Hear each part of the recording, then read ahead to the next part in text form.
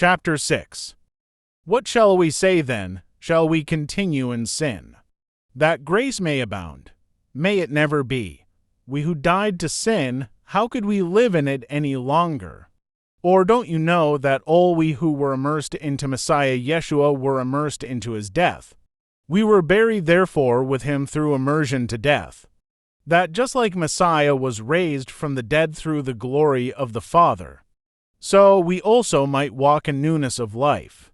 For if we have become united with him in the likeness of his death, we will also be part of his resurrection, knowing this, that our old man was crucified with him, that the body of sin might be done away with, so that we would no longer be in bondage to sin.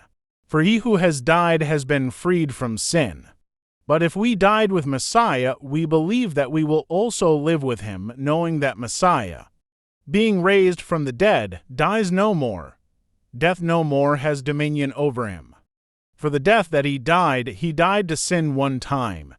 But the life that he lives to God. Thus also consider yourselves also to be dead to sin, but alive to God in Messiah Yeshua, our King. Therefore don't let sin reign in your mortal body, that you should obey it in its lusts.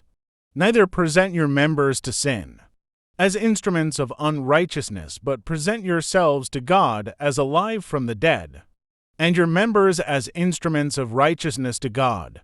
For sin will not have dominion over you. For you are not under law, but under grace. What then? Shall we sin, because we are not under law, but under grace? May it never be. Don't you know that to whom you present yourselves as servants to obedience, his servants you are, whom you obey, whether of sin to death, or of obedience to righteousness? But thanks be to God, that, whereas you were bond servants of sin, you became obedient from the heart to that form of teaching whereunto you were delivered. Being made free from sin, you became bond servants of righteousness. I speak in human terms because of the weakness of your flesh.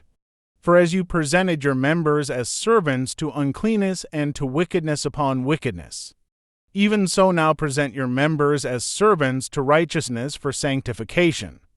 For when you were servants of sin, you were free. In regard to righteousness, what fruit then did you have at that time? In the things of which you are now ashamed, for the end of those things is death.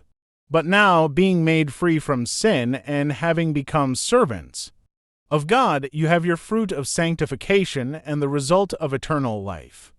For the wages of sin is death, but the free gift of God is eternal life in Messiah Yeshua our King.